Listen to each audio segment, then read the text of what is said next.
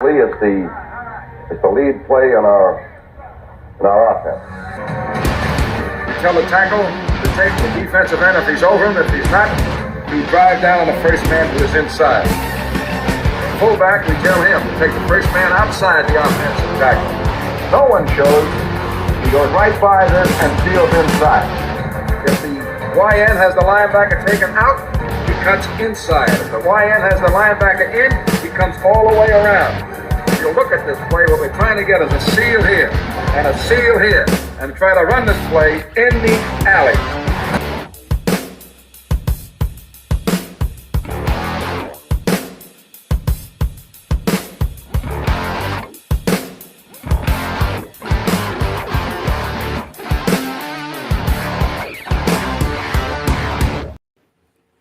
What's up, guys? Welcome into Packers Total Access. My name is Clayton. You can check us out on packernet.com. You can find me on Twitter at Packers_access. If you want to text the show, you can send a message to 865-658-5824. Already got the screen screwed up. We're starting off strong here tonight. Let's fix that. There we go. Got my buddy Jacob from the Packernet Fantasy Podcast in the house. Oh, look at this. We got another one dropping in. We got Mr. Tim in Green Bay. Tim, how you doing, bub? Hey, fellas. How's it going? Hey, doing good, man. You slid in here last second like still in home. Look like Jackie Robinson coming in here, man. I love it. Love it. All right, let's do this, man. First of all, I just want to warn the viewers/listeners, Tim has not been prepped at all on what we're talking about, so he's going to be flying from the seat of his pants. But basically what we're doing today, Tim, is we're going to kind of talk a little 53-man roster, if that's cool with you. That sound good? Man, that sounds great. All right, so what we're going to do is kind of walk through each position. And I've got the numbers listed. I'm actually prepped today, Jacob.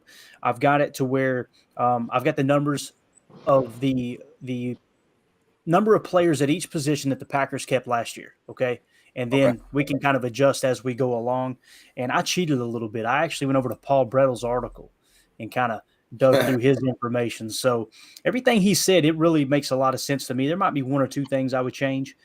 In my opinion, not saying I would be right and he would be wrong, but just a couple of things that I'm like, I don't know about that one, but it was very interesting hearing kind of his take. And we'll have him on again later this week, of course. But let's jump right into it, dude. Quarterbacks. I think it's pretty obvious now, right? It's going to be Jordan Love and Sean Clifford. Do you agree with that, Jacob? Yeah, it's got to be, obviously, with that new quarterback rule too. Magoo is going to be there, whether or not we like it. I mean, I think we saw that dude, he got a really cold glass of water splashed on his face. I think it's not a cold glass of welcome to the National Football League. Exactly. Thank you. Man. That's exactly what I was trying to. Yeah, that's exactly it. But yeah, no more need to talk about that. Did Danny Etling get signed by anybody, or is he just gone now? I don't know. I haven't heard of him getting signed. Have you heard anything, Tim? I have not, but it wouldn't surprise me. Etling is definitely probably accepted the journeyman type of role, I think, at this point in his career. I never didn't like him. I don't think he's a bad quarterback. I think he just needs to find a place where he can fit and maybe find a home for a couple years. But, Etling's a little older, right? He's 20, 27, 28, 29. Oh, yeah. So he's pretty old. Maybe I'm wrong, but I think he's late 20s for sure. Okay. So he would be a serviceable backup somewhere, possibly. It wouldn't surprise me if he signed. But no, I didn't hear if that happened yet or not. Got it. All right, cool. Well, Sean Clifford it is, right? Sean Clifford at backup. Jacob, you texted me earlier today. I believe it was you that texted me. Pretty exciting stuff going back and watching Sean Clifford, huh? Yeah, I'm on a weird schedule now where I wake up at like 4 a.m. like an old man. And I just I sip my coffee. I just look out the window and That's awesome. If anybody runs through my yard, I'm like, get out of here, you. That whole you say it with a Boston accent? Somehow I moved to South. But no, man, I woke up and I started thinking about just how cool it looked just to, like you said, to be excited for a preseason game. We've all talked about it, and it's that it's a real thing when before we could actually put it out on a podcast and before it actually went out to the masses and all that kind of stuff, that like 18 people, if you look at PAD, me and Ryan, you and Ryan, the Packer Night After Dark, like the post game show, everybody's like, "Is that mini Brett Favre? Like, what's going on here?" You know, everybody had this same kind of consensus that this guy, he's a gunslinger. Yeah, he's gonna make some stupid throws. I don't know if you guys did have the chance, but if you look on the Green Bay Instagram or any of their social media, YouTube, they've got an interview with Sean Clifford, and he kind of even says it. He's like, "Yeah, I'm kind of an idiot sometimes, and I throw some balls I shouldn't, but like that's not going to scare me from throwing the next stupid ball because you know I'm a gamer and I throw." And it's like, what is shooters shoot and I shoot, and I was like, "Heck yeah, I like that." You miss 100% of the shots you don't take, right? Exactly. Yeah, Michael Scott said that. Absolutely. You think God never farted? There he is. All right, let's move on to running back. We already got somebody in the chat here kind of prodding us a little bit. We have Simon Wilson in the chat. Chat says Wilson, running back 3. As much as I love Emmanuel Wilson, you know, after hearing Ryan kind of talk about it as well, I think you're just looking to stash him on the practice squad. I don't think anybody's going to throw him on their 53, so it's probably a good opportunity to keep him on the practice squad. Now, if you keep showcasing him and he's running for $150 every preseason game, you might lose him. I think it would be awesome, Simon, if Wilson landed on the roster. But right now, I just kind of, you know, I don't know. I see it a little bit different. I kind of see it like Paul Brettel. It stays the same to me. You know, last year the Packers only kept 2 halfback guys. This year, Paul Brettel is saying they're going to keep 3 as of right now, and it changes from week to week, obviously. Don't go knocking on Paul's door and saying, "How dare you screw this up," you know, in the second week of the preseason. But Aaron Jones, A.J. Dillon, he's got Patrick Taylor. Now, obviously, that's one more running back than we kept last year, so we got to make a roster spot up somewhere. Tim, you go first here, buddy. What do you think about the halfback position? Do you think they carry 3? Are those your 3? Who do you want to see on the roster? I would agree with that right now. However, as soon as you brought up Wilson's name, that run just played in my head. It's like that's burned in my head the way he just stuck that initial move so nasty and bounced it out and was just gone. That's one of those flashes we talk about, right? You want to see flashes from players like this. And, you know, I don't know. I don't not like Patrick Taylor. Goodson looks good too. I don't know. Like you had said, Clayton, it's a 53-man roster. Every spot is a premium. Everything affects each other. You know, how many linebackers are we keeping? How many, you know? So I don't know, but I would say that that if they keep those, you know, three running backs, yeah, I mean that looks like the 3 right now, pending these next few weeks here of the preseason. You know. Definitely. Stars can be born out of nowhere. So I don't know, but I feel great about the running back room. I don't know about you guys. Yeah, I do too. Jacob, what do you think, man? Yeah, I mean, I would have really liked to been able to see a guy like Lou Nichols show us what he can do, but he's hurt. Tyler Goodson's hurt. We know that A.J. Dillon and Jones are a lock. So now I'm all of a sudden I'm starting to think like maybe we could see Emmanuel Wilson make this. He's a young guy. He's a UDFA. He's a guy that I don't think we saw a lot of his pass catching capabilities necessarily, but apparently they possibly are there. I look at Patrick Taylor. We kind of know what we have in him. We know what his ceiling is. He can be a third down or a third string running back. Let me try to say that. But I just feel like that he doesn't have that wow factor, that explosion factor that maybe Emmanuel Wilson clearly might have. I mean, the guy ran 6 carries for like, what was it, 100 and some odd yards. I think he averaged like 18.5 yards per carry. I mean, and a lot of those cuts and stuff, when I watched it, it was, I mean, granted, you're going against second team, third team guys while he was in the game, but those are moves, man. And he looked like very shifty, like right out. I remember one of them when he got, I don't remember if it was a delayed handoff or something like that, but a defensive tackle, or I think at the DN kind of had him dead to rights. And he stopped on a dime, shifted, cut back, and then ran up the right side of the field for about 20 yards, 30 yards. And I was just like, dang, okay, that's a guy. Yeah. So I am now, if I had to pick right now, gun to my head, I'm going Tyler Goodson. He's just been my guy. I really do want him to, when you see him, he's electric. When he gets the ball, he is very, very shifty. He can show a little bit of power like he did on the goal line in that run. But I really do think he just seems like more of an all-around third third string back. I mean, and like you said, like I've said before, he can play the special teams, not necessarily great, but I haven't seen Emmanuel Wilson do anything on special teams. So yeah, I think that he's a practice squad guy, probably for sure. Definitely. All right. Wide receiver. We've got Zane in the chat said, who has the third spot, Reed or Torrey? For me, it's Reed, hands down. And we're going to talk about Reed here in just a second. Let's roll through the wide receiver room. I'm going to wrap back around, and we're going to chat about Reed. Paul Brettel has them keeping well, first of all, last year they kept 7. This year he has them keeping 6. You got Watson, Dobbs, Reed, Torrey, Wicks, and Heath, which we've seen Heath, man. Heath looked strong in that preseason game, man. He really did. So you're picking that roster spot back up that you lost in the running back position, so you're back even there. Jacob, how do you see the wide receiver room, man? Yeah, I really do. I think we're going to go 6 just because those 6 are so solid in years past. And when we thought about going 7, it's because we didn't know who like 4 through 7 were. I feel like 1 through 6 are solid. And if you add a guy like Malik Heath, don't get me wrong, I had my reservations about him coming from a smaller school. Or he didn't come from a small, it was the Old Miss. For whatever reason, people slept on him. But he was the 15th ranked Packer via PFF. He had a 65.9 grade. He was targeted 4 times. He had 3 catches. He had 36 yards. He looked really dominant when he had the ball too, and he's wearing number 18, which is kind of cool to see. And then you had Tay Wicks. He was our 5th best PFF grade on offense by far.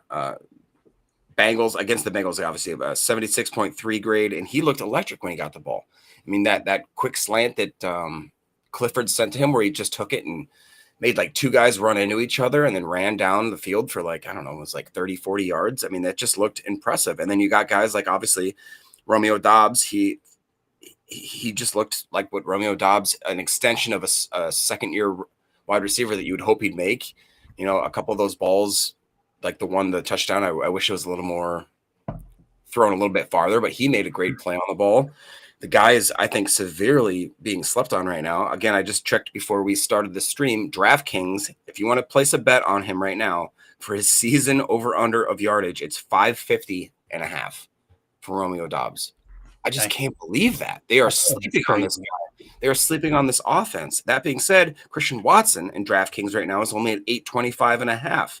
I mean, the guys, I don't get that. Jayden Reed finished 16th overall with PFF grade of 65.7. We all saw him go up for that ball.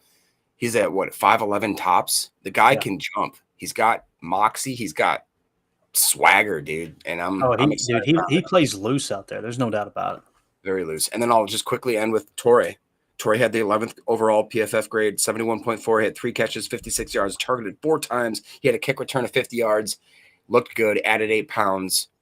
I'm not worried about us having to only keep 6 wide receivers this year. So if Malik Heath does make the squad, welcome, brother. I would like to see maybe other than him, Bo Melton. And that's what I'll say about that.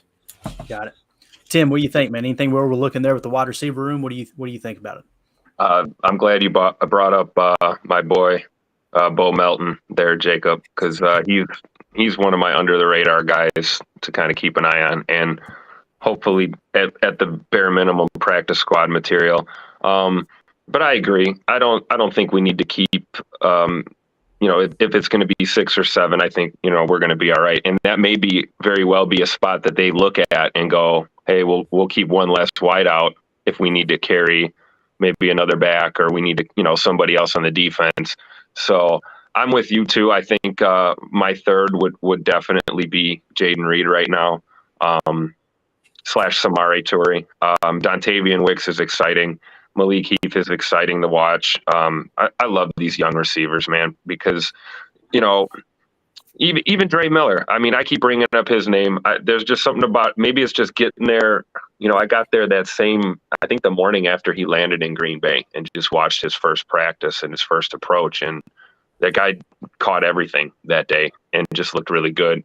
Obviously we get down to those bottom spots, guys like Jadakiss Bonds and, I don't see him making the team, barring something crazy again in these next few weeks. But I think we're all in agreement with the 6th. I mean, my 7th would be probably Bo Melton at this point if we were going to go that way. Got it. Yeah, dude, like somebody said earlier in the chat here, they said, the regardless, there's going to be a stud that's cut, and whoever gets cut, they're going to get picked up. I mean, other than the very bottom guys, obviously. But, as far as Jayden Reed, man, I did a little chalk talk earlier today and was breaking down the Jordan Love snaps, and I think I did 2 Sean Clifford snaps as well. Jayden Reed just pops. I'm just telling you, the only way I know to explain how I feel about Jayden Reed is Romeo Doubs and Christian Watson. They did not perform like this last training camp, and they turned out to be pretty solid wide receivers, right? Now, people, they'll obviously go, well, Romeo Doubs had a strong camp, Clayton. He did. But you guys remember the drops. It was a talk all camp. It was, this guy is scorching guys off the line. He's got deceptive speed. He's got great footwork on his release. Man, if they can get the drops handled, and then lo and behold, Green Bay ends up leading the league in drops, right? So with Jayden Reed, though, man, you see the hands. You see him being able to go up and get the 50-50 balls. You see the contested catches. You see him separating on the 9 fade there when we showed the 2 vert snag earlier, and literally forced the pass interference in the end zone, setting them up for a 1st and goal from the 1. As far as being on the depth chart, I don't think he can surpass number 2 right now, but he is a solid number 3 right now. There's no doubt in my mind. And you can just see that Romeo Doubs' game is raising to another level because, a rising tide raises all ships. You see it with Jayden Reed behind him.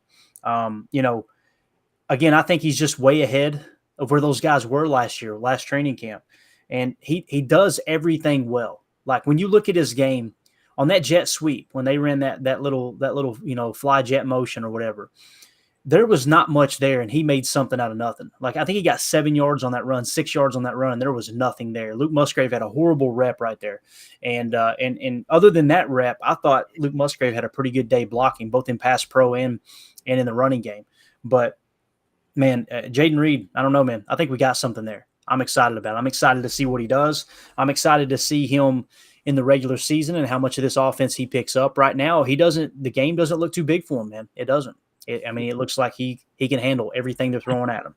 Let's move on to tight end. We had a question here, too, to kind of set that up. Obviously, the big news, Ethan in the chat said, thoughts on replacing Tyler Davis. Tyler Davis out for the year. I believe, is it official now? Yeah. I heard somebody say, okay, so it is official. Hopefully he gets better soon and recovers from that completely. But when it comes to the tight end position, I immediately started thinking, okay, who's going to replace him? Paul Brettel smacked me right in the side of the noggin, dude. On his article, he said Musgrave, Kraft, DeGuara, and Pearson, right? So he thinks that they'll carry Pearson so DeGuara can play a little more attached. So you got that extra fullback, right? And a lot of people don't know this, but Pearson actually played at Appy State. He was undrafted, I believe. And at Appy State, he actually played tight end. So many people don't know that. So he does have a little bit of tight end background at Appy State. Appy State's just about an hour and 10 minutes from where I live. Really cool school back in the sticks. A lot of fun. So he's got them keeping 4, same as they did last year. Again, it's Musgrave, Kraft, DeGuara, and Pearson. Jacob, what do you think about that, man? So I actually was going to ask you a question before we get into this because I wrote this down on my notes once I realized that Tyler Davis was most likely going to be out for the foreseeable future season. Do you think that now, because I know that we had a lot of talk this offseason about how we're going to be doing a lot of 12 personnel, doing a lot of weird gizmo stuff out of that 12 personnel. Do you now see us, because of the fact that I hate to admit it, but I didn't realize how much of a key component Tyler Davis was going into the season, because I would say he's arguably our best tight end blocker, if not one of our best special teams, if not the best special teams player that we have. And you know how much, if you've watched this stream for more than a couple of months, how much that pains me to say that. If I hear one more thing about a SIF block, I swear to God. Did you see Musgrave's SIF block? Yes, I saw it. Hey, and it was pretty. So my question to you, Clayton, is do you see us now swapping and switching from, and I do think that, yes, Pearson will possibly make the team, and that DeGuara will then basically be that tweener. I don't want to say he's the 4th tight end. I'd say he'd be like the 2nd or 3rd tight end / fullback / I don't know what to call him. But do you see us using more 11 personnel by far due to the Davis injury, and possibly more 10 personnel? Because like you said, we've got a gem sitting on the sidelines right now, possibly in Jayden Reed, if we're doing a lot of that 12 personnel. It's a great question. And Tim, I'm going to throw it to you for the tight end room as soon as I answer this. What it's going to come down to, if you guys, I talked about this earlier on the stream. if you guys listen to the play callers, they talk about why Sean McVay went from 21 personnel in LA to 11 personnel. And he kind of shook things up within the Shanahan, coaching tree. And LaFleur was there when it happened. And he said he looked over on the sideline and he's seen Cooper Kupp sitting on the bench. And he's like, how am I not able to get him on the field? This is stupid. I don't have my best 11 out there. So they switched it up and went to 11 personnel. So when you're talking about, do we run 11, do we run 12, do we run 21, you're going to see a multitude of formations, just like last year. None of this is new. It's just, is the percentage is going to rise in 21? Is the percentage is going to rise in 12? And if you're talking about putting your best 11 out there, I think what's going to happen is at the end of the day, at the end of camp, if things keep going the way they're going, they're going to look up and go, you know what?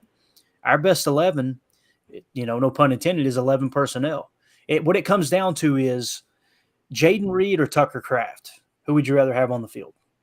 And some people would say, well, if you put Tucker Kraft out there, you're stronger in the run. Are you? Because when you go with 12 personnel, you're triggering their base, which means they're going to go with a 34 front or a 43 front, and that's going to kind of help neutralize that. Now, some would say it's going to be week to week. That's probably the best answer I can give. You game planning going into the week, and you go, okay, this defense we're playing, did they play 34? Did they play 43? How aggressive are they on the play action, right? If they're aggressive on the play action, guess what you do?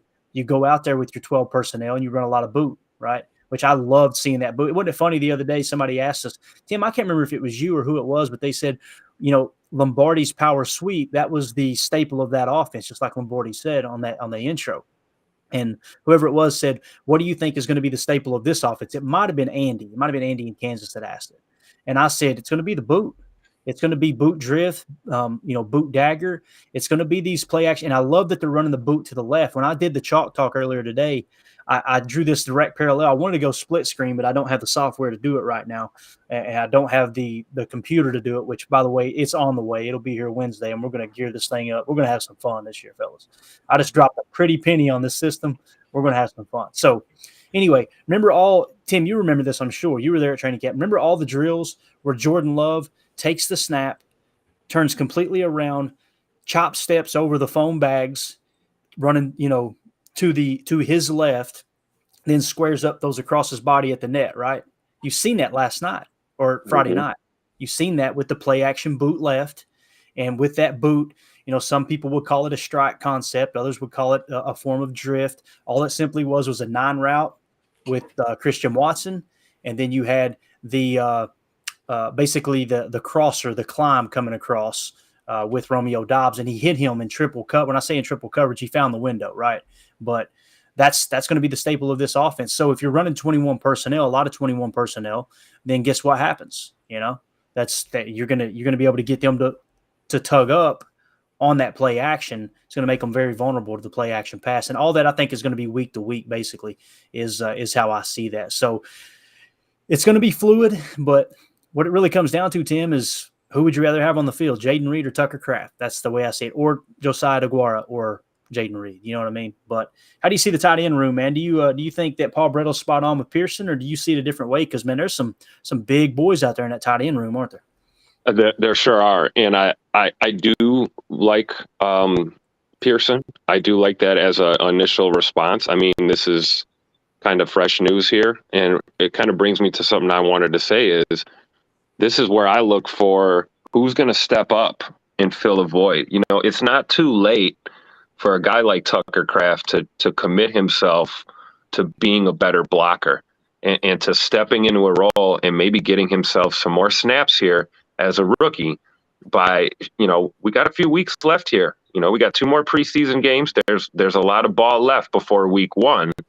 And I like to look within, who's going to step up, next man up, and see where we go. But, bringing Pearson into the mix, keeping 4, Musgrave, Kraft, DeGuara, and Pearson, obviously that seems like a sound judgment right there. But I think one of the, I always think about like Andy Reid in Kansas City, right? Like they talked so much about that offense was going to sputter without Tyreek Hill. And one thing I know by watching those guys play football, especially on the offensive end, is if you're on that 53 and you can contribute and you're doing your job, they will plug you in and that offense will run like it's supposed to. And I think we can be be our own version of that here in Green Bay if guys step up and we don't necessarily have to start going into panic mode. I'd like to promote from within rather than hiring the outside help, if you know what I mean. No, it makes complete sense, man. It does. I think it's kind of cool, though. I want to talk about Luke Musgrave for just a second. You know, many Packer fans don't look at Tyler Davis as a leader, right? They don't see him as like, okay, this is a guy that is a leader on the Green Bay Packers, simply because he's kind of been in the bottom of the depth chart the last few years with Bob Tunyon and then obviously Mercedes Lewis. But going into this year, I do remember before training camp even started, Luke Musgrave, Tucker Kraft talking about Tyler Davis. He was the veteran in the room. He was the guy that Matt LaFleur and his coaching staff, they trusted in the tight end room, right? I mean, there's a reason they didn't bring Big Dog back. There's a reason they didn't bring Robert Tunyon back. And I don't think it's because those tight ends were horrible players. I don't believe that for a second. I think they believed in Tyler Davis. So they've watched this guy who's kind of came in and led them through the offseason, and he goes down with this knee injury. And just like you said, somebody's got to step up, right? Remember Charles Woodson during the halftime. I think it was actually it was Kevin Green. Remember It is time. Going into the fourth quarter, he told Clay Matthews, he said, everybody looks to Wood to be a leader. Well, he's gone. Nobody's stepping up and rallying the troops. It is time. It is time. So it's funny. Andy Herman released his 4 players of the day. Guess who they were? Tucker Kraft, Jayden Reed, Jordan Love, and Luke Musgrave. The 2 tight ends stepped up today. I think that's freaking awesome. But when it comes to Luke Musgrave, man, he's the clear number 1. I'm excited about that. That's what makes me very comfortable about 11 personnel. Jayden Reed being that third receiver, and whether he's playing flyer or he's playing, slot, whatever you want to call it, and having Tucker Kraft out there that you could flex out on the boundary. You've seen that. I counted at least 3 times early in the game the other day that they put him as the boundary F. And I was up out of my seat, man. And a couple of times they ran Ohio, what we call Ohio concept, where he was on the boundary, right? And they had Dobbs in the slot, and they ran Luke Musgrave down the sideline on a 9 route, and then came underneath him with an out route with Dobbs. So they're looking to stretch the field with Musgrave, and they're going to make that defense make a decision. First of all, are they going to sub in? Are they going to sub in that extra corner, or are they going to keep the linebacker there? Somebody's got to cover that big boy, right? Who do you want on him? That's what it's going to come down to. And that's also going to determine whether they stay in base or they go to nickel. Those are the type of matchups that I'm excited about when it comes to Luke Musgrave. He had ups and downs in Cincy. He got bashed a lot. I know he had a low PFF grade. I went back and watched every single snap. He blocked pretty well other than one play. Now, that one play he whiffed. It was horrible. Yeah. I'm talking about horrible technique. It was on the jet sweep. Now, there may have been others that I missed, but that's the one that stood out to me. Other than that, beautiful sift block. There was one time he was in pass pro, the deep pass to Watson. Go back and watch it. They blitzed. It was either a safety or a Sam. I'm almost positive it's a safety because if we were in 11 personnel, he picked the blitz up perfectly and put the dude on his knees. That was in pass blocking. Like it really, really impressed me. He looked good running routes. There wasn't one route he ran that I'm like, that looks clunky. He looked smooth. He looked fluid. Like I said, they said he had a good day today in practice. We're going to see him a ton on the boundary, and that excites me the most. But if he can really get down that Y attached position, playing inline on this offensive line there as a tight end, as a true Y, look out, man. It's going to be a lot of fun. Let's move on to offensive line. Offensive line last year, Jacob, they kept 10 offensive linemen, okay? And it looks like Paul Brettel is saying they're only going to keep 9, all right? So we're going to pick up another roster spot here that we can play with.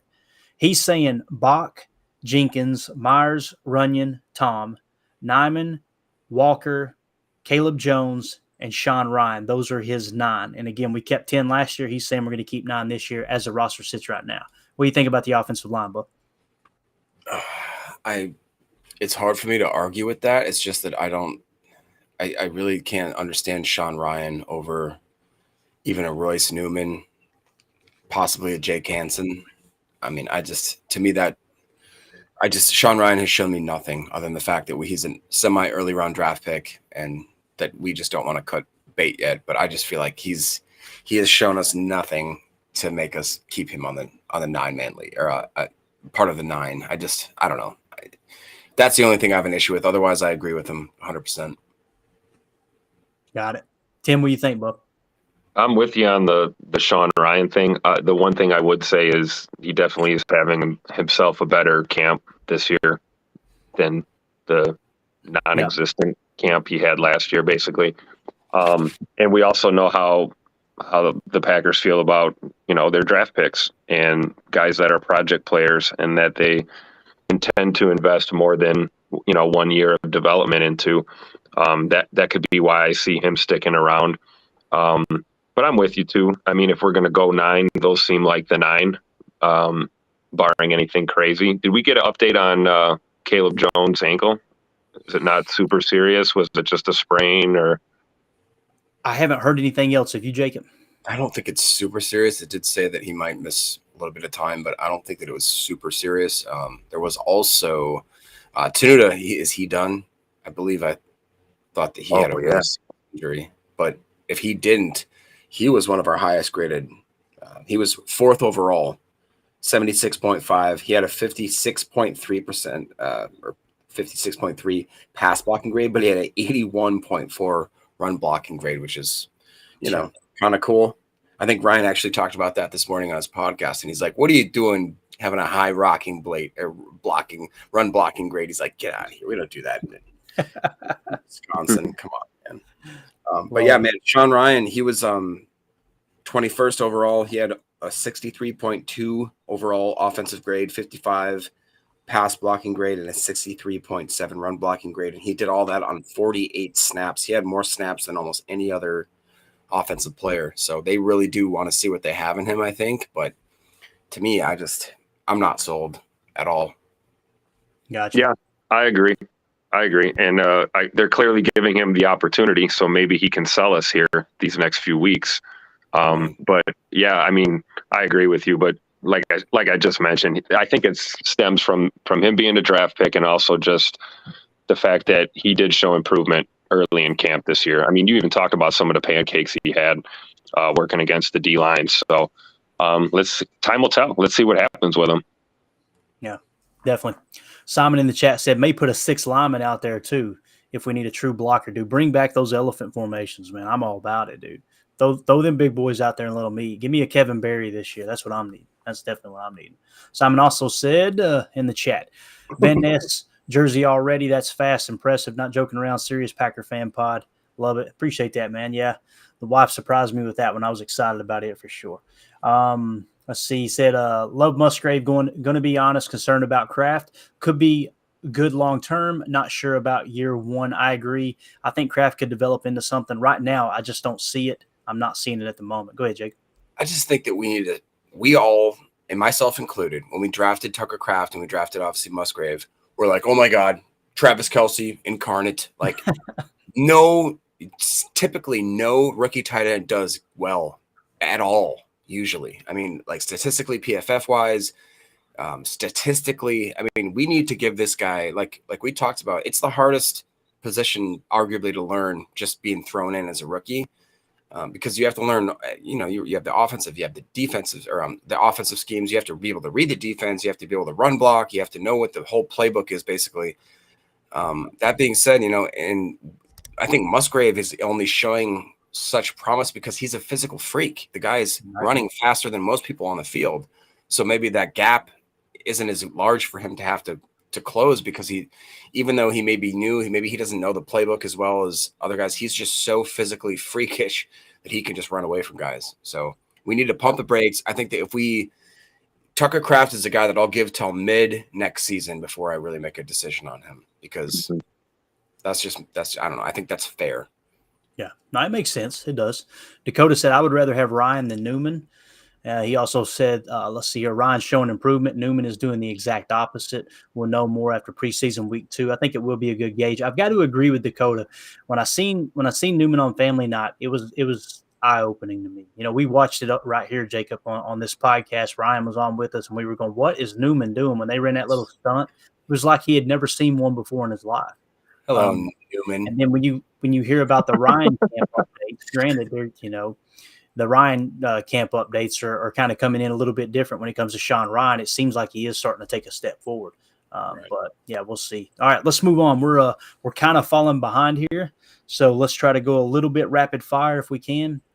Defensive line room. We kept 6 last year. That's what Paul Brettle's saying we're going to keep this year as of right now. Kenny Clark, Devontae Wyatt, TJ Slayton, Carl Brooks, Kobe Wooden, and Jonathan Ford. So obviously you have TJ Slayton and Ford as your nose tackles. You got Kenny Clark and Brooks as your 1 to 3 technique, Wyatt as your 3 to 5 technique, and Wooden probably backing him up. How do you guys see the defensive line room? Go ahead, Tim. I'm sorry. I'm smiling. It's hard to talk with this big smile on my face as you read off this list. Excited might be an understatement. And Jacob, I'm with you. Like we as fans, we get excited, just period. And I don't like to temper expectations or excitement. I just like to kind of take a breath and let it kind of run its course, and then we're able to kind of see more from an objective standpoint. But I've been watching this D line since camp open, man, and these guys are going to get it done this year. I know we said that last year, and I know maybe the year before, but man, I really do. And if they do, if this D line becomes the problem that I think they're going to be for these offenses, I other than our concerns like we talked about on the back end at safety, I think our D is on pace for top 10 in the league this year. So, but a lot of it depends on that front. And I like them guys, man. I really do. I think, injuries happen in all facets of the game, all position groups. It's good to see a group like that. Guys that are versatile, guys that can play multiple technique. I'm confident about this D line, guys. I really am. Definitely. We thank Jacob. Yeah, I have those same 6. And it's I had this little blurb I saved from an article I was reading. It said and they had this basically as lined up as Kenny Clark, Devontae Wyatt, Slayton, Jonathan Ford, Wooden, and Brooks. And then fighting for the practice squad, they had Chris Slayton, which he's shown up every now and then. Jason Lewan, I haven't seen much, and then Moultrie. But he goes on to say, this one seems easy. 4th to 7th round draft pick last year, who was inactive for every game, has made big strides. His 2 quarterback pressures on Friday seemed like an added bonus. This team is betting on the potential day 3 rookies, Wooden and Brooks, to grow into quality performers. And I agree with that completely. And I really, like Tim said, I'm excited, dude. When I look at that, I'm like, okay, so Kenny Clark, Devontae Wyatt, Slayton at nose. I really did like Jonathan Ford because, again, he's a 7th rounder, so why wouldn't I? But Kobe Wooden and Carl Brooks, I think, are just 2 freakishly big question marks that if they are even on like the upside, if those guys are a 70-plus PFF grade type people every time they're out there, again, we've talked about it so many times that between Dean Lowry and Jerron Reed, there's like 1,200 snaps there. Imagine if we replace I nothing against, I'm not trying to hate on Dean Lowry. The guy was a great guy, he was a lunch pail kind of dude, did his job. But I don't think he is even close to the type of athlete that those Kobe Wooden, Brooks, Slayton even, and even Jonathan Ford are and have the potential to be. So, especially with Carl Brooks, I think that guy. And we saw Kobe Wooden, man. He almost did the over-the-shoulder interception on that screen. He'd have caught that pick, bro. that would have been an instant legend. He would have been up there with Touchdown Jesus and all those kinds of preseason heroes. What's amazing, too, is like people look at it and go, God, it was a missed opportunity. And it was, right? Especially if this was a regular season game. But you can't overlook the fact that he read the screen perfectly. Like that, as a rookie, to have that kind of play recognition. And not only that, but, like we talked about, the physical ability to be able to change directions on a dime and be able to get back and cover that screen. It's absolutely huge. Now, Simon in the chat said, what are we going to do without all these, quote, game wreckers Minnesota stole from us? I don't know if y'all seen, I think it was Paul Allen that said that they picked up a couple game wreckers in Dean Lowry, and who was the other one they picked up? Was it Lancaster? Wow. I think did they pick up Lancaster last year, and now I think they picked up Dean Lowry. But they picked up Dean Lowry for sure. Yeah, he was referring to Dean Lowry as a game wrecker, and I'm just telling you, my initial response was this, dude. What the hell's going on out here? I had to hit Paul with it. I'm like, when, and listen, I like Dean. I thought he was kind of a lunch pill kind of guy, right? But like, when the hell was he a game wrecker? I got to go back on Game Pass and see this. Where was this? Say game wrecker as in he ruined our game or wrecked our game. Maybe that's what he meant. Yeah, that might have been it. Anyway, I don't like to hate on players when they leave, but that just cracked me up. I was like, what? Where did Paul he Allen, see? I'll never understand being, again, a guy that lives in Western Wisconsin I get force-fed Minnesota sports content. No matter what I do, I turn on the radio, I turn on the TV, all I hear is Paul Allen. This dude is the worst. He is so bad. When you compare him to Larry and Rock, dude, like he is horrible. Like Dalvin Cook smashes ahead for a gain of 1. And you're like, calm down. Man, I've got to find it. I know we'll get a copyright strike, but it'd be worth it to get that video with the announcer's broadcast of Brett Favre throwing that interception. He says, Favre rolls out. He pumps. Fire. Season's over. I can't believe what I'm seeing right now. Interception. Game's over. Season's over. We're done. He said, we're done. Intercepted. I can't believe what I'm seeing right now. I'm telling you, I have never cheered so loud for another football game other than the Packers in my life. I said we need to go rapid fire. We're over here talking about Favre throwing away the NFC Championship for the Vikings. It's unbelievable. Unbelievable. So, all right, next position. Let's get to the edge room, okay? Edge defender, outside linebacker, however you want to refer to it. Last year we kept 5. Paul Brettle saying that's how many we're going to keep this year. He's got Rashawn Gary, Preston Smith, J.J. Enagbare, Lukas Van Ness, and Justin Hollins. Do you see it the same way, Jacob? How do you see the edge room? Yes. I would love to get my guy Brenton Cox on there. I don't understand the Justin Crowded, Hollins. man. He had a good day today, I believe, too. I think he had a sack, if I remember right. You're talking Hollins or Brenton? Brenton Cox today, I think. I think I read that right. You know, it's hard to just – you love to see the activity that he had. You know, he was 24th in PFF grade, 61.6. He had obviously the one pass deflection, which led to an interception for Dallin Leavitt. He had 3 pressures. He had 3 hurries. Great stuff. I mean, he looked like he was like we saw in college. But the thing is he's going against third stringers at that point throughout the whole game. So I don't know what that means. I do love the fact that he just seems like he is kind of a one-trick pony where he's going to jump off the line of scrimmage and he's going to just throw anything at you. And what I do like about him is a lot of times he doesn't win that initial – he's either going for the quarterback or he kind of gets stuffed. But when he does get stuffed, he's learned that, all right, I'm pretty tall. I can throw my hand up. And he does that a lot to the point where if he can even just be that kind of guy that starts to get a pressure, starts to hurry him, but is able to throw that hand up, that just kind of that last thing that the quarterback sees before he throws that ball, that's very beneficial. We've seen that a lot in the years past that if you can just get a hand in the quarterback's face, you can lead to a lot of picks, a lot of bad balls being thrown. That being said, you know, I don't know if he's going to make. If I had to bet, I'd probably say no, he's not going to. Preston had only 3 snaps. He was ranked 30th. Not worried about Preston. He's going to be fine. What I am excited about, Kingsley Enagbare, ranking 9th overall, 75.2 PFF grade. He had 3 tackles, 3 hurries. He's been looking very, very good.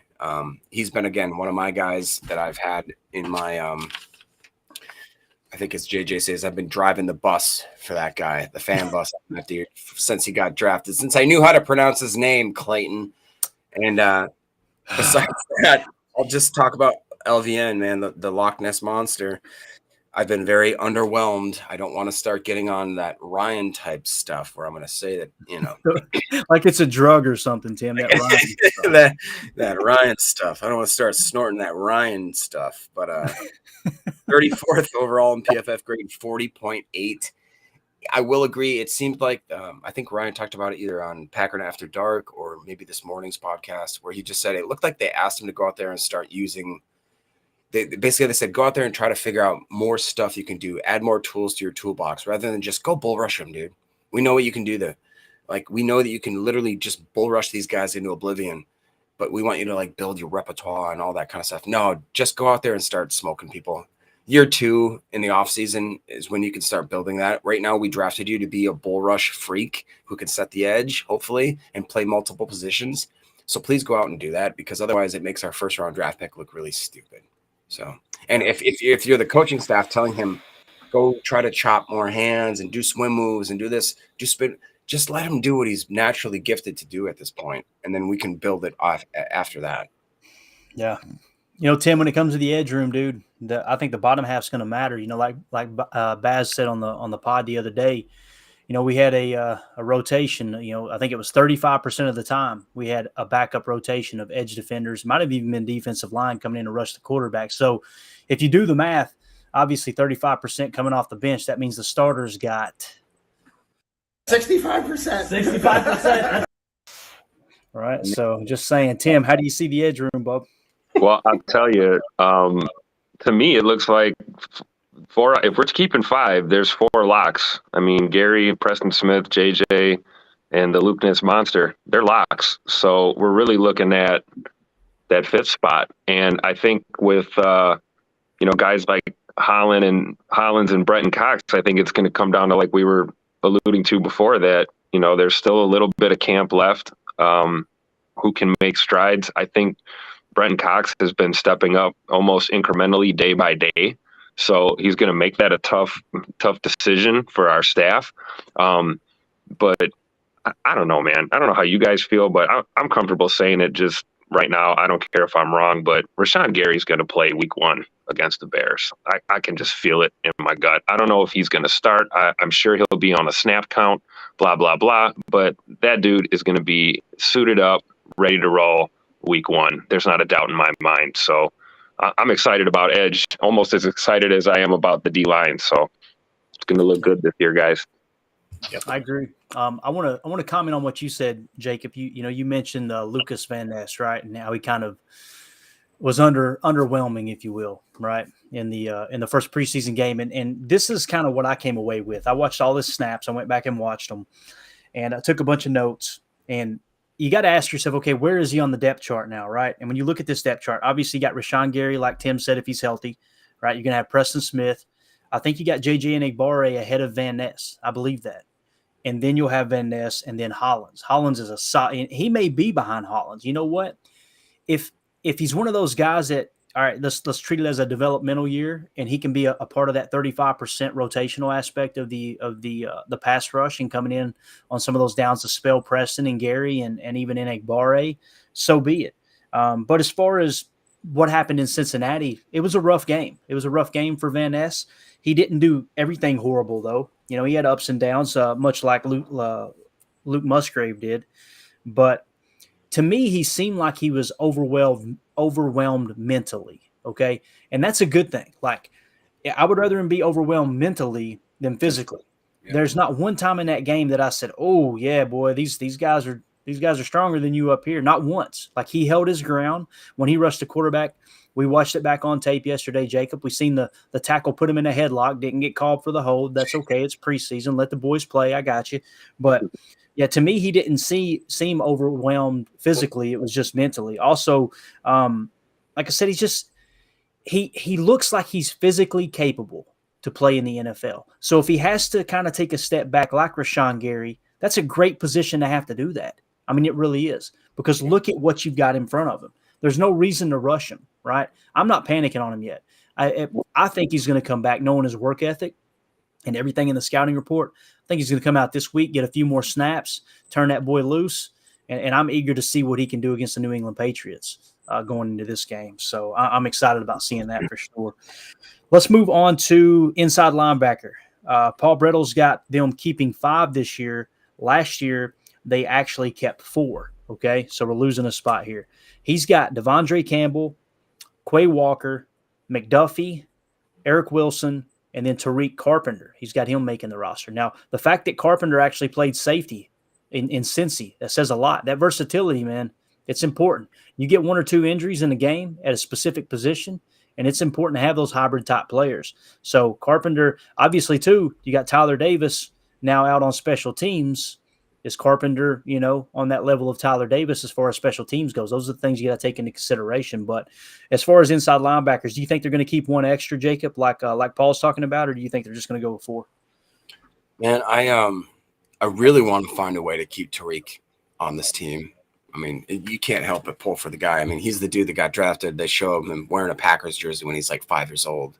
You know what I mean? So I want to find a way to get this guy on. And, like, he's a special teams up-and-comer, I believe. And so if they can whether or not. So most years, maybe I'm jumping ahead. Can you tell me what we kept last year at safety? Was it 4 At or safety 5? we kept 5 last year. So maybe we keep 4 this year, and we kept how many at inside linebacker last year? 4. So you're 4. just going to swap those, right? Is what you're saying? Those is what I'm kind of looking at right now. Okay. And honestly, I like the little note here that Jimmy Phillips guy, he's been making some plays too, which, he's not going to be on there, but he's a great practice squad guy, I think. And again, inside linebacker is a spot where we feel weirdly safe with because of the way that Devondre has played in years prior and the way that we hope Quay is going to progress. But I think it's a really great backup in Isaiah McDuffie because I've seen him take some steps. And then as Ryan's talked about many times, Eric Wilson may be the best special teams player in the NFL, which the Packers can't cut the best special teams player in the NFL. We just can't. No matter how great of a step that Rich Bisaccia has brought us, the only reason we've gotten there is because he's picked good players. Wasn't Eric Wilson a former Viking as well? And he has legitimate linebacker starting experience. So to me, those guys are 4 locks. Tariq is somewhere in there where, again, I think that they sacrifice maybe a different positional guy so that they can keep him and they can play him as a tweener. It's great to know that he can play that weird hybrid safety linebacker role. Who knows with Joe Barry's defense, maybe there's a weird little, like, not like a star player, but something that's around that kind of hybrid, what I mean, type status. It'd be cool to kind of see that. Definitely. What do you think, Tim? Inside linebacker, man. They keep him 4. They going with 5. And how do you feel about Tariq Carpenter? Dogs. You know what? I think they do. Maybe they keep 5 because, the 5th is Tariq Carpenter, and it's just we call him an inside linebacker for roster purposes. But, I think Tariq Carpenter in a pinch at safety will see the field more than Dallin Levitt. So you talk about what guys bring to the table in their versatility. That may very well be why Tariq Carpenter makes this team, is because we can carry 5 middle linebackers, but we're really basically getting an extra safety in a pinch and the special teams contribution. So I like Tariq Carpenter a lot. I really do. And he's proven that he can handle himself in that part of the field and in that role. Obviously, I can't say enough about Quay Walker, so I'm excited about Quay. Devondre Campbell. I mean, it's like, and Isaiah McDuffie, man. McDuffie is an absolute dog, man. You just look at that guy and you're like, oh, that's a Mike linebacker. Like, you just the way this dude carries himself out there. It's another group that I'm really excited about. So, with Carpenter being kind of the slash, I could see them keeping 5, but it's a business at this level. Who knows? Maybe they do keep 4 again. Yeah, definitely. All right, corner.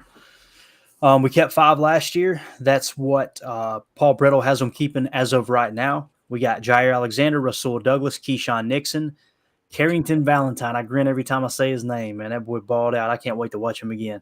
And then you got Corey Ballantyne. And some people are going, whoa, wait a minute. He's got Stokes starting the season on PUP, okay? So that's probably Ballantyne will be moved off as soon as Stokes is, if and when he is healthy enough to make it onto the active roster. What do you think, Jacob? You see 5 corners like Paul, or you see it different? I think we go 5, but I don't think Stokes starts this year, and I don't think Ballantyne is on the squad. So I think that maybe somehow SJC sinks on there for maybe like the first quarter of the season, and then maybe they make a switch. I don't know. I'd like to see more of William Hooper. I know that dude is he was our best football. He had like almost an elite grade, and it wasn't like he didn't get enough snaps. He was thrown out, I believe, 8 times, I think, and he only had like 2 receptions. But I mean, again, I think he's from like Northwestern Demons. I don't know what that college is. I don't know where that college is. I didn't know that was a college. So Podunk University. That's what I'm saying. Realistically, though, I probably think it's going to be Jair, Rasul, Keyshawn, obviously. I love Valentine, and I'm not mad at Ballantyne. And if Stokes does some sort of weird kind of Rashawn Gary comeback, it's possible, still possible. I've seen him walking around too, running around. He looks he looks okay. So if he's ready to go, I would love to have him back in the lineup, even if it's just on a limited kind of testing him, making sure that knee or that those legs are healthy. So Got it. What do you think, Tim? Cornerback, man. We keep him 5? I think it's 5, and I think Stokes is, whether or not Stokes is on PUP or not, is going to be kind of the X factor as they make this decision. Now, when did they got to be down to 53? What is I can tell you. You guys have the date? Roster's supposed to be cut from 90 players to 53 by 3 p.m. on Tuesday, August 29th, one day before my birthday. Yeah. So, awesome. I mean, last sec, we got plenty of time for sure. Exactly. And with Stokes, like you guys said, barring some Rashawn Gary Superman type comeback here, they have been like increasing his workload in the rehab, and they're letting him do a little more, but he's still nowhere near doing what, Rashawn was doing a week ago. I think, the best news we could get is Stokes, clearing a physical, and I don't know when we're going to get that. So yeah, I see 5 corners for sure. And I'm with you, Jacob. Shamar Jean-Charles is one that you kind of keep one eye on. A guy that we've seen flashes from consistently these last couple of years. He could be a guy that you plug in there too, but I think they take 5 for corners this year. And Carrington Valentine, man, how exciting is that? I mean, I'm old enough to remember when all we did was complain about our cornerbacks in Green Bay. So it's nice that we have a bunch that we love now. Do you remember Ahmad Carroll? You guys? Oh God, I remember. That was the first year I became a Packers fan, dude. Remember they taped him up with boxing gloves so he could not grab receivers in practice, and he still did it with his teeth or something. I don't know how the hell he did it, but he still unbelievable. Anyways, all right, so we're going to skip over kicker, punter, and long snapper. Obviously, Anders Carlson's going to be the kicker. Pat O'Donnell's going to be the punter, barring any injuries. And then long snapper is going to be Matt Orzik. So let's get to the safeties, and we'll wrap this big bear up. Safety position, last year they kept 5. That's what Paul is saying they're keeping this year. Darnell Savage, Jonathan Owens, Rudy Ford, Tarvarius Moore, and Dallin Levitt are his 5. Obviously, Dallin Levitt being the special teams ace, and he's thinking that those 2 free agent signings are both going to make the roster there. What surprises me the most, gang, is it seems like, and I could be wrong, Tim, you were up there, maybe you've seen it firsthand. It seems like Jonathan Owens has beat Rudy Ford out for that second safety spot as it sits right now. Or is that how you're seeing it, man? That's what it looks like. But again, there's some camp left. Let's see. But yeah, J.O. has looked good. He's come on strong the last few practices, and he's playing like a starter. And I think it's great for camp because what we should see now is more effort from Rudy Ford. What we should see are guys stepping up and trying to win that spot. If they do keep 5, in fact, like I said, if we've got a slash in Tariq Carpenter, and it's kind of like an ace in your back pocket there, that if we don't need him to do a lot of primary duty at middle linebacker and we can use him at safety in a pinch effectively, then maybe we do keep 4 safeties this year. So, I mean, there's a lot of variables. And I don't know if it's so much on Rudy Ford as it is just J.O. has just stepped up. And sometimes that just happens. And if you can't step up and meet that level, then, yeah, you're not going to have a job. So, I mean, I could see them keeping 4. It's a possibility. I don't think it's a probability, but 5 wouldn't surprise me. Got it. All right, as we get ready to wrap up, let's kind of go back through. There's a couple messages I've got pinned here I wanted to hit on. They wasn't really. You don't want to hear what I have to say about safeties? No, of course not, Jacob. If you're going to get on here and bash Rudy Ford, then I'm not here to hear it. You know what I'm saying, man? Yeah, let's hear it, Jacob. How you feel about that? I don't want to talk now. Gun to my head, I have to take Savage, but I just haven't seen a lot from him. Jonathan Owens has been great. Tavarius Moore, haven't really heard of him lately, so I really don't think that maybe he's a lock that people think. Rudy Ford, I think, is a lock. I think that Anthony Johnson Jr. has shown enough that he deserves to be at least the 5th safety on this team. That's all I'll say. Back to you, Clayton. I love it, dude. You're so snide. I love it. Love it. Let's see in the chat. Our showers, the safety group is gross. Yeah, but the more I've learned about this, that is a funny way to say it, right? The more I've learned about this Fangio style defense, the safeties do kind of take a back seat, no pun intended. Like showing those two on the shelf, showing that quarters look pre-snap, really it steers offenses away from taking shots down the field, and that's half the battle there. Now they've got to be able to tackle, right? That's where we screwed up last year. Adrian Amos, horrible at tackling last year. Darnell Savage, the same. Rudy Ford was probably one of the best tacklers at the safety position. They bring in Jonathan Owens. Not good in coverage at all, but great tackler, according to PFF. So maybe that's where they were going. That's the direction they were going. Anthony Johnson Jr., same thing. Pretty decent tackler in college, playing top down from that safety position. Let's see here. We got Jarrell Lee in the chat. I hope I'm pronouncing that right. Love Nick Collins. Nick Collins would have been a Hall of Famer, no doubt in my mind, if he hadn't got hurt. He was phenomenal, man, absolutely phenomenal. Golly, look at this. They're bringing back. We're going to need therapy after this. Lee in the chat said, who was worse, Ahmad Carroll or Bo Jew? Do y'all remember Jew? I remember him. Jew. It was, dude, that's right around the time I became a Packer fan. And I remember Ahmad Carroll was the first round pick. And I remember seeing the picture on the Packers website of him walking on the Lambeau Field, and they took pictures of him looking at Lambeau. I'm like, this dude's going to be a stud. Bro, it was so bad. It was so bad. I'm watching going, man, why did they – what did they see in him? Obviously, they seen the raw talent, the raw ability, the quickness, all that stuff. But, man, let's go to the pinned messages real quick. I thought these were cool. Zane says, what's y'all's choice of drink while watching the greatest team in NFL history in a game? I'm going to start with Tim. Tim, what is your choice of drink, man? You ain't got nothing to do. You're chilling at the house, right? You're on the couch. You could choose any drink in the world. What would it be? It doesn't have to be alcoholic drink. It can be, whatever. What is your drink of choice while watching the Packers game? I'm usually a cold beer guy, I really am. I like the Carry the G. It's a good cream ale. I like IPAs. Titletown Brewing up here makes some really good beers. Johnny Blood Red is really good. Green 19 is really good. I just like a cold beer. Now, on the other hand, if we get like an international, like we had the London game last year, then it's coffee. I'll have coffee if we're, watching an early game, or maybe even for a noon game if I had too much fun the night before. So, but generally it's just cold beer for me, man. Got it. Jacob, what do you think, bud? What's yours? Man, I used to be real on the sauce. I'm trying to take a little bit of a break now from that, but man, I used to have to. I was one of those guys where I would stress drink as I'm watching the game. So I would try, as I'm watching a Packer game, to find a beer that wasn't like over 5.5%, because otherwise I'm not going to remember what the heck's going on in that game. But if I'm not doing the post game show, you had to turn it back. If I'm not watching like the Packers, I love like a high ABV, like an IPA, something just really smooth, like a Scottish ale, something with a lot of flavor, rich. But lately, man, it's freaking coconut water. There you go, dude. Hey, like I said, man, respect.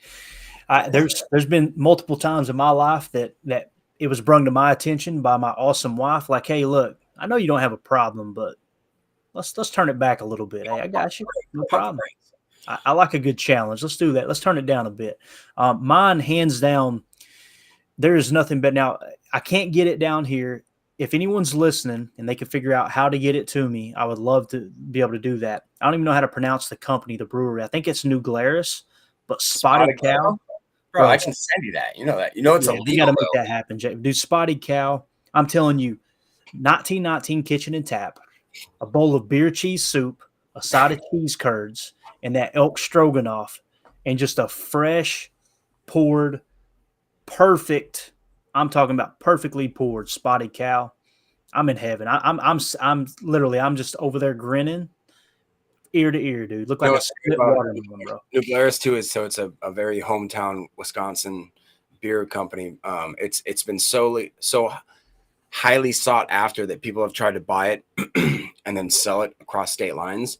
And like I think it was the ATF or something like that, like got involved and put a kibosh on it. So now like you cannot sell New Glarus or even distribute it. I don't think you can. Like I can buy it and give it to you, but technically I don't think that you can even give me money. Like it's something weird like that. It's one of those blue laws kind of things. But I got you, Clayton. We'll figure it out. Heck yeah, appreciate it, man. Appreciate it. All right, another chat that caught my eye. We're getting ready to wrap this bear up. R. Shower said, with quickness and power on our D line, could we see more 4-down lineman looks. Can you talk about when and why we might do that? I think that's a great question. I'm gonna answer it like I answer most questions, Showers. The first thing that comes to mind is probably the honest answer. And as I was reading your comment when the guys were talking, I immediately thought, when we play a team that runs heavy and we're going to be in our 34 a lot, what you'll probably see is an extra defensive lineman active on game day. And all it would take, being thin at another spot, is, let's say you go with, an extra D lineman and one less linebacker on the active roster because of the game plan is kind of suggesting that. And then you have a linebacker get hurt, right? Guess what? I could see a 4-man front coming in, because I personally think that you could have, whether it's Kenny Clark, whether it's Devontae White, whether it's Carl Brooks. Carl Brooks, I think, is fit for the role perfect to even play a 7-tech if he has to, right? It's not ideal, but in a pinch, I could see that happening. So to answer your question, I don't think it would be by plan they would throw 4 linemen out there, but if for some reason we're playing a run-heavy team, they activate an extra lineman, like say Jonathan Ford, like whatever reason. I don't even know how many they had active last year. I mean, obviously we're carrying 6. Let's say on average they activated 5 on game day. Maybe against a heavy run team, they might activate all 6. One injury away from having to go to that 4-down lineman. Look, let's hope it don't happen. But if it is by design and they put them out there, man, imagine that, Jacob. What would be your 4-down lineman? You're not allowed to play any edge rushers, okay? You've got to use the big boys. You've got to use D linemen. What would that look like? I'll tell you what mine would be. It would be TJ Slayton in a 1-tech, okay? It would be Kenny Clark in a 3-tech. It would be Devontae White in a 5-tech. And then I would probably put Carl Brooks out there in a 7-tech, kind of that Preston Smith top row. I wouldn't trust him in a wide 9. He's too big a boy for that. But I think I would play it that way. What do you think? What would it be? You can only put 4 defensive linemen on the field. You can't put any edge rushers out there. What would you do? Gosh, man. Yeah, because like you have to give me the situation. Are we on the goal line? Are we on the 20? Like, are we in the 50? Right. Like, what's going on? Is it 3rd down? I feel like Art Showers' question is geared around just a So I guess what I would probably do is I'd go, this is crazy, but I'd go Kenny on, like you said, maybe like a 2 or 3 tech, Wyatt at like a 2 or 3 tech, and then I want to put Brooks and Wooden at like the 4 or 5. Get the rooks out there. I like it.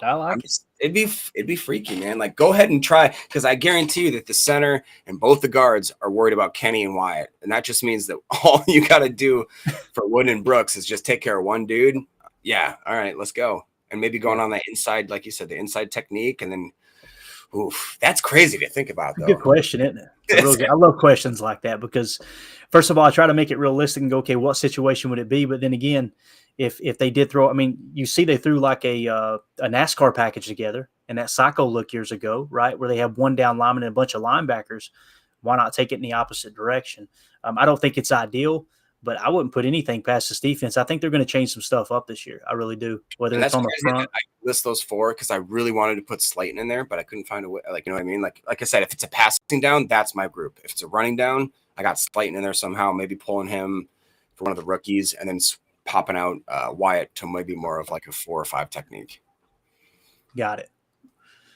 Looks like Tim's having some connection issues. I was going to go to him next. We're going to try it again one more time here. Tim, can you hear us, buddy? Here I am, guys. Sorry about that. That's all right, man. So if you could not play an edge defender, okay, you had to go 4 of the big boys as your defensive line, 4-man front. Like we even in nickel situation, we go nickel 2-4-5. Imagine that's not an option. You have to go 4-down lineman, okay, kind of like the old school 43 defense. What would be your 4-down lineman? I'm stealing your answer completely, and I'd love to see Kenny Clark play the 3-tech all the time, honestly. So I mean, it's pretty simple. I'm carbon copying and pasting your answer.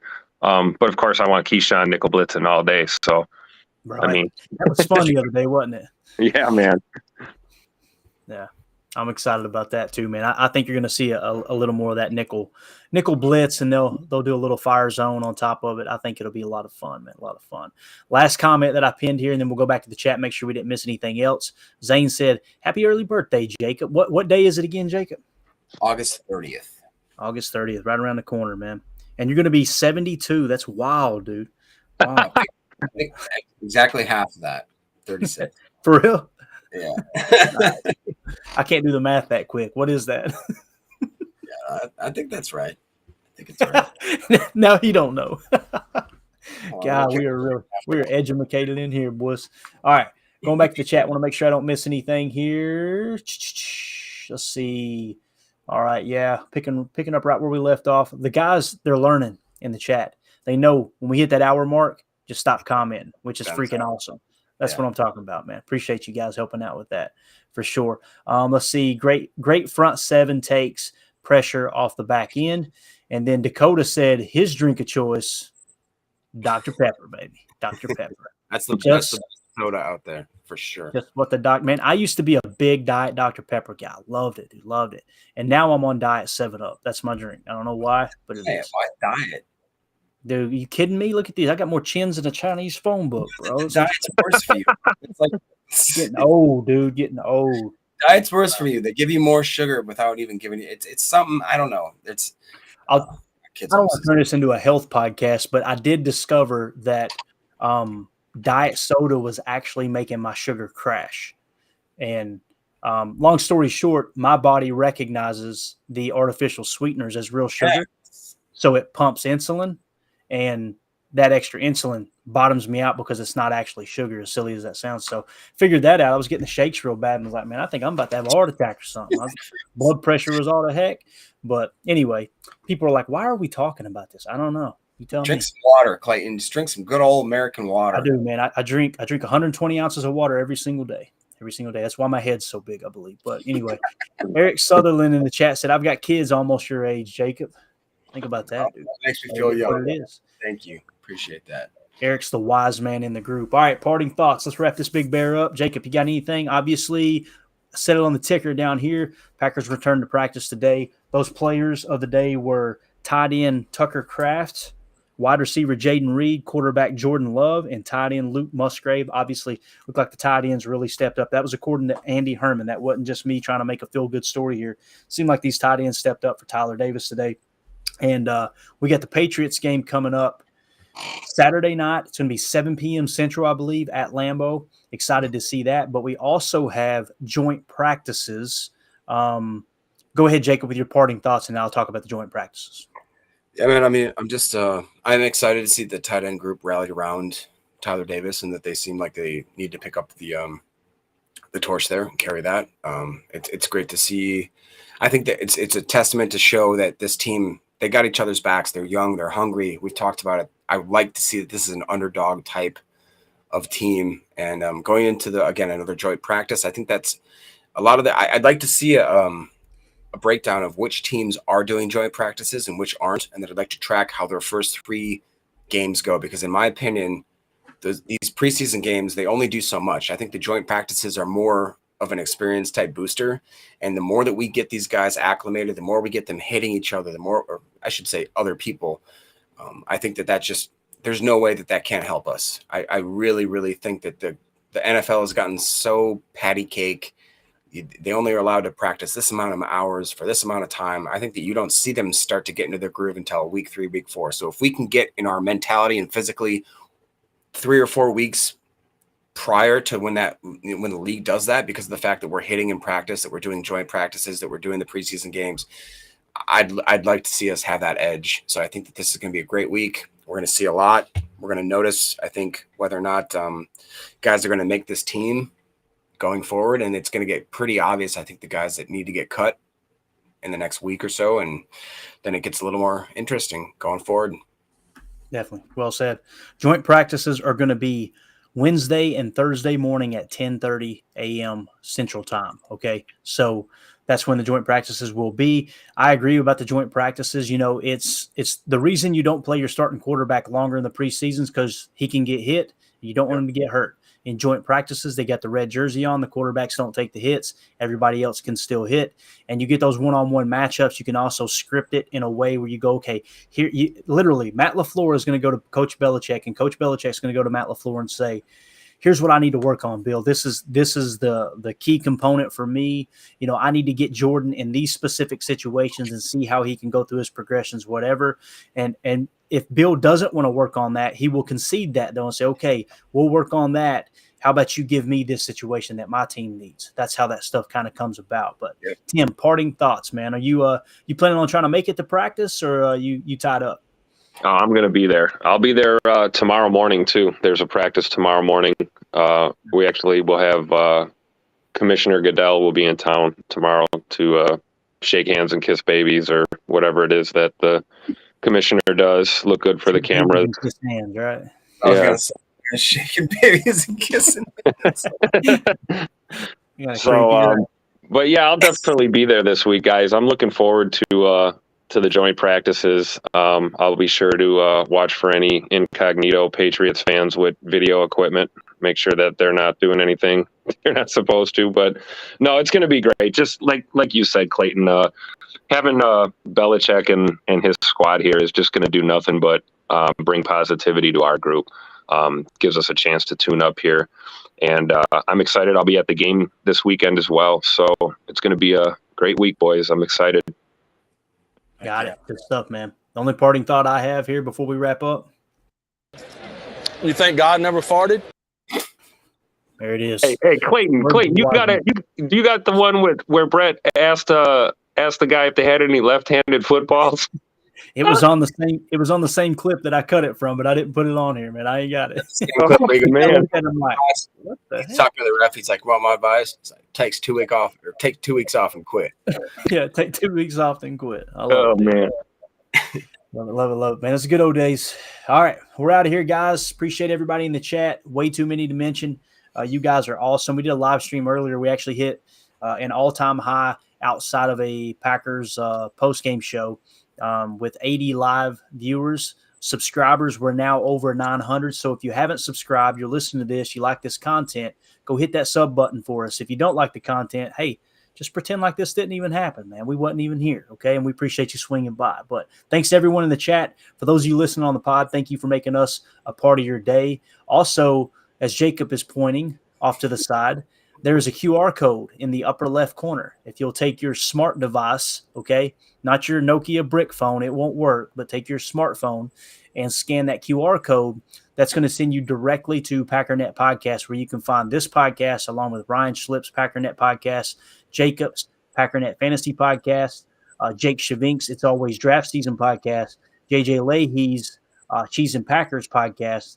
And there'll probably be some more popping up here real soon. You're going to get daily Packers content there. You ever logged into your podcast, your app and go, dang, there ain't no new pods today. I got to go over to this platform now. I got to go to that platform now. You'll always have at least one, in most cases, multiple podcasts to listen to on a Packernet podcast. That's something that Ryan has devoted to, is having a daily podcast 365. So that's the way it works. Appreciate everybody. Oh, that's right. One last thing. I forgot to show you guys this. We actually had practice footage from Justin Fields and DJ Moore earlier today. Check this out. Check this throw out, man.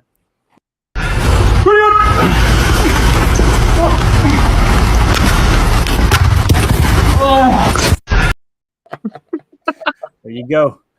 Okay, you got to get ready for week one, boys. They're looking good. Looking good in Chi-Town. We're out of here, guys. For those of you on the pod, thank you for making us part of your day. As always, let's go out and be the change we want to see in the world, and go Pack Go. The power sweep actually is the lead play in our offense. You tell the tackle to take the defensive end if he's over him. If he's not, we drive down on the first man who is inside. Fullback, we tell him to take the first man outside the offensive tackle. No one shows. He goes right by them and steals inside. If the YN has the linebacker taken out, he cuts inside. If the YN has the linebacker in, he comes all the way around. If you look at this play, what we're trying to get is a seal here and a seal here, and try to run this play in the alley.